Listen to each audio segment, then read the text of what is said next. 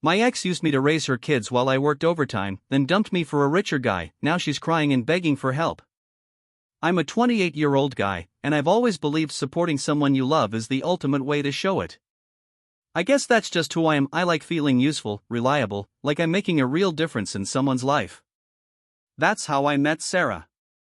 She was a single mom, juggling 2 part-time jobs and raising her 2 kids barely above the poverty line. I remember the first time I saw her struggling to carry groceries and a diaper bag at the same time, and honestly, my chest tightened. I felt this instant pull, like I had to step in, help, do something. I told myself it wasn't just attraction, it was responsibility. At first, it was small stuff, picking up groceries she couldn't afford that week, covering a few utility bills, helping with school supplies for the kids. But then it snowballed. I started taking on extra work shifts, weekends, overtime, anything that meant more money to keep her afloat. My friends noticed. "Dude, you're working yourself into the ground for someone who's barely holding it together," they'd say. My coworkers gave me side glances, seeing me constantly disappear for last-minute childcare runs or to deposit rent money I wasn't obligated to provide. I waved it off. Love, I told myself, is measured by sacrifice, not comfort. Even though I was proud of how dependable I was, little things started slipping through the cracks. Sarah would roll her eyes when I asked about upcoming bills or gently suggested splitting minor costs. Sometimes she seemed distant when I tried to coordinate schedules, like I was the annoying complication in her life. But I ignored it. I focused on the kids, on the late-night grocery runs, on the stack of bills I paid without complaint. By the time I collapsed into bed each night, exhausted and sore, I felt a weird pride swelling in my chest. I was dependable. I was needed. And in my mind, that made all the exhaustion, the skipped weekends, the never-ending overtime, totally worth it. Little did I know, I was slowly disappearing from my own life, trading my own happiness for a responsibility that wasn't mine to carry, but I didn't see it yet.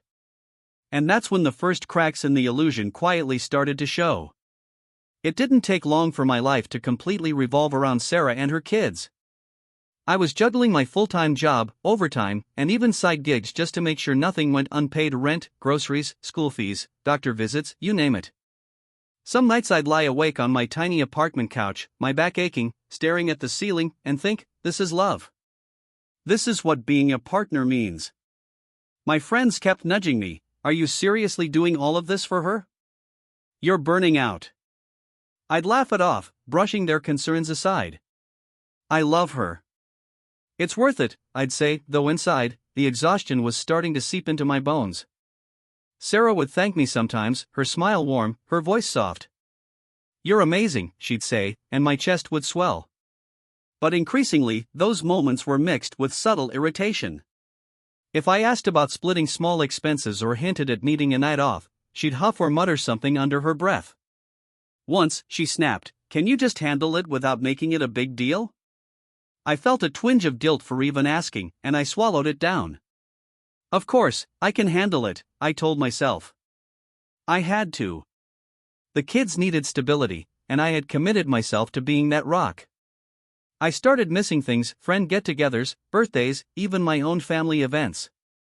Every morning I dragged myself out of bed, brewed coffee, and prepared for another 14-hour day, planning logistics for Sarah's household like it was my own.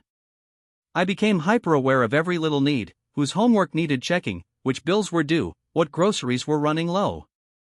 It was exhausting, but also strangely fulfilling. I thought, this is love in action. And yet, cracks were growing. Sarah's distant tone when I suggested plans for the weekend. The way she'd sigh when I reminded her about bills. The occasional secrecy around texts or phone calls I wasn't part of. I ignored it all. I wanted to believe everything was fine, that this was just stress in life, that my sacrifices were meaningful. By the end of each week, I was physically drained, emotionally stretched thin, and yet there was this weird sense of pride. I was dependable. I was indispensable. But somewhere beneath that pride, a small voice whispered that maybe I was being used and I wasn't ready to hear it yet. And that whisper was about to grow louder. I started noticing patterns I couldn't ignore anymore. Sarah's irritation wasn't just occasional, it was becoming habitual. She'd roll her eyes if I asked about something as simple as school fees or reminded her of an overdue bill. Once, while we were at the grocery store, she muttered under her breath, "Do you ever stop nagging?" I froze, my chest tightening, but I just smiled and nodded, pushing down the hurt. I wanted to believe she was stressed, that it wasn't directed at me. Her kids were wonderful, don't get me wrong, but even they started to sense the tension. I'd catch subtle glances when Sarah said something cutting, like they were noticing how much I was doing and how little appreciation I was getting in return. I tried to brush it off, telling myself, it's just a phase. Everyone's tired. Meanwhile, my friends started being more vocal.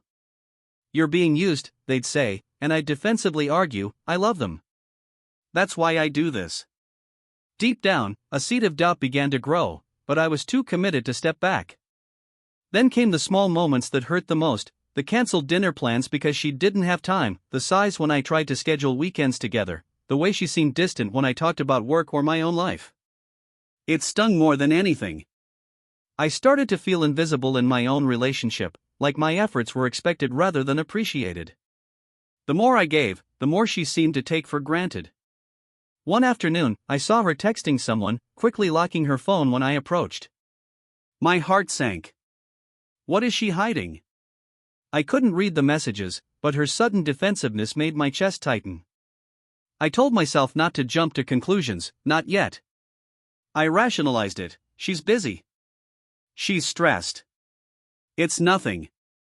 But the nagging feeling, the one I'd been suppressing, was turning into a quiet panic. By the time I got home that night, the apartment smelled faintly of burnt coffee and leftover lunch, the kids asleep on the couch, and I realized I had spent another day giving everything I had and getting little in return. I felt exhausted, used, and yet, stubbornly, still proud. I was dependable. I was needed. But somewhere deep inside, I began to feel like I was the only one who cared. And just when I thought I had seen the worst of the subtle cracks, things started piling up faster than I could handle. Bills, groceries, school fees, doctor appointments, I was running myself ragged, but Sarah's life seemed to keep expanding, demanding more than I could give. I'd work 14, sometimes 16-hour days, come home exhausted, and still help with homework, cook dinner, and make sure the kids were ready for bed. My own life, hobbies, friendships, even my sleep, had vanished into this endless cycle. I remember staring at my reflection one night, dark circles under my eyes, hair sticking up in all directions, thinking, is this really love, or am I just disappearing? Sarah rarely noticed how much I was giving. Occasionally, she'd smile and say, "Thanks for everything, you're amazing," but it felt hollow, like a fleeting acknowledgement before the next demand rolled in. Sometimes she would complain about minor inconveniences, like the dishes not being done exactly the way she wanted, or the laundry not folded perfectly. I swallowed my frustration, telling myself, it's fine. I love them. I signed up for this. But inside, resentment was starting to fester quietly, like a dark stain I couldn't wash out. Friends began noticing changes in me. "You're disappearing, man," one said over coffee. "You barely laugh anymore, you never hang out. She's taking everything from you." I would nod and smile, hiding my embarrassment and guilt. "I'm doing this for them, it's worth it," I'd tell myself, but the mental exhaustion was becoming harder to ignore. I started noticing little secrets. Sarah would whisper on the phone, hide texts, or act flustered when I brought up plans or money. At first, I dismissed it. She's busy. She's stressed. But the tension was building, gnawing at me in the quiet moments when the kids were asleep. I felt like I was living in a bubble of constant motion, giving everything, asking nothing, and slowly losing myself. By the time I crawled into bed each night, my body ached, my mind raced, and my chest felt heavy. I was proud, in a strange way, of my endurance, my dependability. Yet somewhere beneath that pride, a tiny voice whispered that maybe, just maybe, this wasn't love, it was exploitation. And that whisper was about to grow louder. I started noticing things I couldn't just shrug off anymore. Small, almost imperceptible behaviors that suddenly made me feel uneasy. Sarah would disappear for stretches of time without explanation, only to come back smiling, acting like nothing had happened. I caught her texting late at night, quickly locking her phone when I walked by. It wasn't constant, but enough to make my stomach twist into knots. Every time I questioned it, she'd sigh, roll her eyes, or mutter something about me being paranoid. And honestly, part of me wondered if maybe I was just tired, maybe I was imagining it. But my friends didn't think so. "Dude, she's hiding something," one bluntly said when we grabbed a beer. "You're literally doing everything for her, and she's sneaky as hell. Wake up." I hated that they were right, hated that my instincts were finally forcing me to see the cracks I'd been ignoring for so long. I kept trying to rationalize it, telling myself she was overwhelmed, that this was a stressful period, that love meant patience. But deep down, I was starting to feel a creeping suspicion I couldn't shake. Meanwhile, the workload never eased up. I was up before dawn, juggling bills, groceries, and the kids' schedules while barely keeping my own job afloat. Weekends were no longer mine, they belonged to school events, appointments, or emergencies I hadn't signed up for but somehow had become my responsibility. My own friends started drifting away, frustrated that I was always busy. I told myself it was worth it. I loved them. I was building a life for them, keeping them stable. Then came moments that cut deeper than exhaustion ever could. The annoyed looks when I suggested we split minor expenses, the subtle sighs when I asked her about future plans, the sudden defensiveness if I touched on her late-night phone habits. Each one was like a tiny dagger, carving out into my chest. And yet, I kept going, telling myself I was the dependable one, the rock. But with each passing day, it was becoming harder to ignore that maybe, just maybe, I wasn't needed for love at all, I was needed for convenience. And then, one afternoon, I saw something that made my blood run cold. I still remember the day everything changed, the day the illusion cracked wide open. I was running errands after a 12-hour shift, exhausted, when I noticed Sarah laughing on the sidewalk with a man I didn't recognize. He had this easy confidence, the kind that made people naturally look at him, and Sarah, she was glowing in a way I hadn't seen in months. My chest tightened, a mix of anger, disbelief, and something else I couldn't name. Who is he? I asked myself, gripping the steering wheel, trying to stay calm. At first, I convinced myself I was imagining it. Maybe he was a friend from work, maybe a neighbor. But then I saw the subtle familiarity, the way he put an arm around her shoulder, the small intimate gestures she'd never shown me in months. My stomach dropped. She wasn't just smiling, she was happy in a way that had nothing to do with me. I parked a few blocks away, my hands trembling, listening as she whispered something that made him chuckle. My heart felt like it had been shattered quietly, invisibly, piece by piece. I wanted to confront her immediately, to yell, to demand answers, but I froze. The anger, the betrayal, the humiliation, it all collided in a hot, choking wave. Part of me wanted to drive away and pretend I hadn't seen anything, but another part of me knew I couldn't ignore it. I tried to remind myself of everything I had done for her and the kids, every sacrifice, every sleepless night, every dollar I'd spent, but the sight of her laughing with him made it all feel meaningless. When I finally got home, I couldn't look at her the same way. Every casual text, every dismissive comment about bills, every sigh I had ignored, everything suddenly added up. I realized then that I hadn't been a partner, not really. I'd been a convenient caretaker, an invisible safety net, a placeholder until someone better came along. And just like that, the life I thought I was building, the love I thought was real, began to collapse in front of me. I knew one thing with absolute clarity: things could never go back to how they were. A few days later, it happened. Sarah sat me down in the kitchen, her face calm but her eyes distant, like she was delivering bad news she'd practiced 1,000 times. "I think we need to talk," she said, her voice unnervingly steady. I felt my stomach drop, every muscle in my body tensing. I had a sinking feeling I already knew what was coming, but I wanted to deny it anyway. I've met someone," she continued. "He can give me and the kids the life I've been hoping for, the stability I need." My mouth went dry. I tried to speak, tried to argue, but nothing came out. My heart raced, and a wave of disbelief washed over me. "He can give you the life I've been working my ass off for?" I thought, feeling every ounce of betrayal hit me like a punch in the gut. She didn't apologize, not really. There were vague murmurs of gratitude, the obligatory thank you for everything, but it felt hollow, like words she'd rehearsed to soften the blow. And then she dropped the part that completely shattered me. She wanted me to keep helping with the bills until her new boyfriend settled in. My contributions, my sacrifices, my endless nights of work and stress, apparently they were just temporary scaffolding until someone better came along. I sat there in stunned silence, listening to her explain logistics, planning around my schedule like I was a tool to be used, not a human with feelings. The kids looked confused, sensing the tension but unaware of the betrayal unraveling in front of them. My chest tightened, my hands trembled, and for the first time in years, I felt completely powerless. Every sleepless night, every extra shift, every ounce of love I had poured into that family felt like it had been stolen. By the time she left that evening, I was hollowed out, my own apartment feeling like a cage of exhaustion and humiliation. The betrayal wasn't dramatic, it wasn't cinematic, it was quiet, methodical, and utterly crushing. I had given everything I had, and she had walked away, leaving me with nothing but a pile of unpaid bills and a sense of worthlessness. And in that silence, I realized I had reached my lowest point yet. I spent the next few days in a fog, barely leaving my apartment.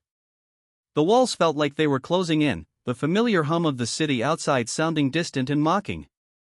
I would stare at the pile of unpaid bills on the kitchen counter, feeling my chest tighten with every envelope I picked up.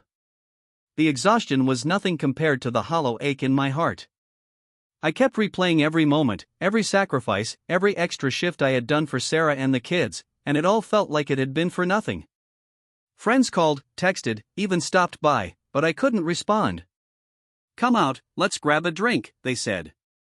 "You need to get your mind off this." I wanted to, I really did, but even leaving the apartment felt impossible. My body felt heavy, my thoughts clouded with self-doubt and shame. I couldn't eat, barely slept, and every time my phone buzzed, I flinched, expecting it to be her asking for help again. I thought about the kids, and it only made things worse. I loved them like my own in those quiet, tired moments, but the thought that she had used me all along, keeping me tethered to her life while planning to leave, burned like acid in my chest. I questioned everything, my judgment, my capacity to trust, even my worth as a person. Was I naive? Stupid? Or just too loyal for my own good? I remember one night, curled up on the couch, staring at the ceiling, feeling completely invisible, utterly alone. The apartment smelled faintly of leftover takeout and stale coffee, reminders of nights spent sacrificing for a family that wasn't truly mine. Tears slid down my face, hot and silent, as I realized I had given everything and was left with nothing, not love, not respect, not even gratitude. For the first time, I felt like I wasn't just exhausted or sad. I felt broken, hollow, used, and utterly powerless. But in that darkness, a small, stubborn ember of clarity sparked. Something inside me whispered that this wasn't the end, that maybe I could take back control, maybe I could turn all this betrayal into something that finally belonged to me. I didn't know it at the time, but that night of crying on the couch marked the beginning of something new. For the first time, I started thinking about me. Not Sarah, not her kids, not the life I had been sustaining for someone who didn't appreciate it, just me. The exhaustion was still there, and the heartbreak cut deep, but for the first time, I felt a flicker of determination, like a tiny ember in the dark. I realized I had been giving endlessly to people who would never value it, and if I didn't start protecting myself, I'd vanish completely. I began small. I reached out to friends, really talked to them about everything that had happened, and for the first time, I let myself feel the anger that had been simmering under the surface for months. "You deserve better," they told me, and I repeated it quietly, like a mantra, letting it sink into my chest. I started organizing my finances, taking back control of the money I'd been using for Sarah's bills, separating what was hers and what I could legally reclaim. I researched my options, quietly making plans to ensure she couldn't walk away completely unscathed. It wasn't just about money anymore. I began to reconnect with my hobbies, my friends, and my own life outside of being a caretaker. I ran again, long trails where I could think, scream, and let the tension burn out of my body. I slept better, ate better, and felt my chest expand with a sense of ownership over my own existence for the first time in years. Every time I thought of Sarah and the way she had manipulated me, I felt a flicker of satisfaction mixed with cold resolve. I wasn't going to beg, I wasn't going to plead, I was going to reclaim what was mine and prove, quietly but powerfully, that I was no longer a victim. And as I started making these small but deliberate moves, a plan began to take shape in my mind, a way to make sure that when the time came, the power balance would finally shift. But I knew it wouldn't be easy. Sarah wasn't going to go down quietly, and I had to be ready. The day I decided to confront Sarah, I didn't storm in with anger. I didn't scream. I waited, calm, calculated, letting every ounce of exhaustion and heartbreak turn into focus. I reviewed every bill I had paid, every overtime slip, every expense I could prove went toward her household. I wasn't going to yell, I was going to show her, quietly but firmly, that I wasn't a pushover anymore. When I finally called her, she answered with that familiar calm, unaware that the dynamic had shifted. "Sarah," I said evenly, "we need to settle the accounts. Everything I covered for you and the kids, I want it squared up." Her voice faltered for the first time in months. I don't know what you mean," she said, trying to sound casual, but I could hear the panic creeping in. I presented everything clearly, methodically, without emotion, letting the weight of the evidence speak for itself. Copies of receipts, bank transfers, notes on every bill and every contribution, I laid it all out. There was no yelling, no accusations, just undeniable proof. Her laughter, her casual dismissal of my sacrifices over the years, collided with the facts, and for the first time, she couldn't ignore me. Her panic was subtle at first, then sharper. "Please. I can't pay all of that back right now," she stammered. I was just trying to make things easier for the kids. I listened quietly, letting her desperation hang in the air. I had no intention of humiliation, just accountability. I set clear boundaries. She could reclaim some dignity by cooperating, but I wasn't going to bend or plead. Hearing her finally realize that she couldn't walk away unscathed felt strangely empowering. I could feel the years of betrayal and exhaustion slowly morphing into control. I wasn't angry anymore, I was calm, precise, and ready to reclaim what was mine. As I hung up, I realized the balance of power had shifted. For the first time in years, I wasn't invisible. I wasn't a convenience. I was the one holding the leverage, and the feeling was intoxicating. But this was only the beginning. The real test was whether she would respect it or crumble under the consequences. A few weeks later, I started seeing the consequences of my quiet strategy unfold. Sarah was struggling, her new boyfriend wasn't as generous as I had been, and the bills I had previously covered were piling up faster than she could manage. She started calling me, her voice trembling, pleading, begging even, but this time it was different. I listened calmly, letting her desperation hang in the air, savoring the quiet reversal of roles. "I don't know how I'm going to manage," she admitted one afternoon, her voice cracking. I need help with the kids and some of the bills." I felt a mix of satisfaction and empathy. Satisfaction because she was finally facing the consequences of her actions. Empathy because, despite everything, I had cared for her and those kids. But I made it clear, help would only come with boundaries. No more exploitation, no more taking advantage of my kindness. I would assist in fairness, on my terms, and nothing more. Her sigh of relief, mixed with frustration, was almost poetic. The kids didn't fully understand the tension, but I noticed the change in Sarah's tone around them, less confident, more hesitant. For the first time, she had to step up without me silently shouldering the weight. She was learning, painfully and slowly, that the world didn't bend around her convenience. Meanwhile, I reclaimed pieces of my life I hadn't realized I'd lost. I reconnected with friends, revisited hobbies I had abandoned, and felt the weight of years of manipulation slowly lift. My anger had transformed into clarity and control. I was no longer a passive participant in my own life. Watching Sarah struggle, hearing her pleas, seeing her humbled, not humiliated, but held accountable, was oddly satisfying. The power had shifted, and I was finally free to live on my own terms. I wasn't the broken, overworked fool anymore. I was the one setting the rules, and for the first time in years, I felt like I mattered.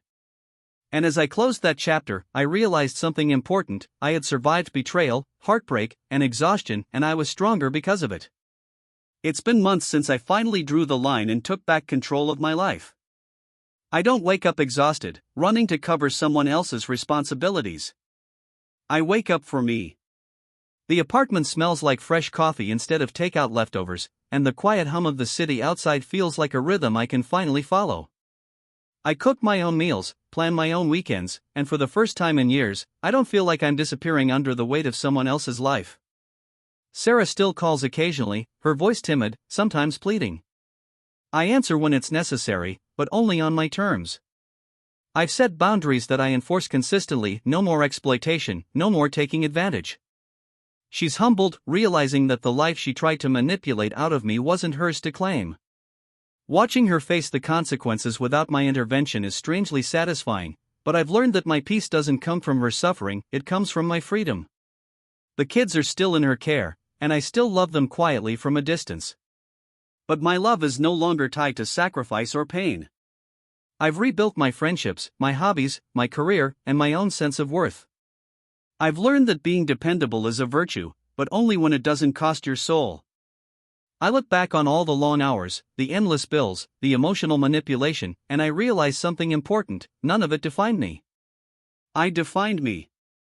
The anger, the heartbreak, the betrayal, they were lessons, not chains. I am stronger, wiser, and more resilient than I ever imagined. And most importantly, I finally feel like I belong in my own life, not as a placeholder, not as a caretaker, not as someone invisible, but as me. I survived the betrayal. I reclaimed my power. I healed. And if Sarah or anyone else tries to test me again, they'll quickly learn that I no longer give freely. I protect what's mine. And that feeling, that quiet, steady strength, is worth more than anything I lost.